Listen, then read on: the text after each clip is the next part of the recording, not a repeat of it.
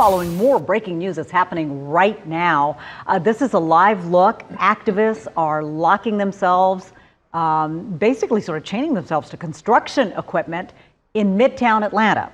This is happening at the Brassfield and Gorey work site that's near 12th and Juniper.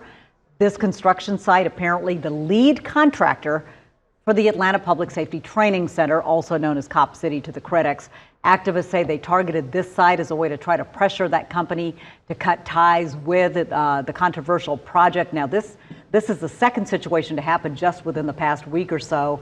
My colleague, Don Shipman. Don, you were out at a situation last week where a construction site and construction equipment was torched. Exactly, and the police chief saying that it looks like these activists are stepping up their protesting. Right. Specifically in that situation, they're so close to homes, a community. People live right there. And the same thing happening right now here in Midtown Atlanta.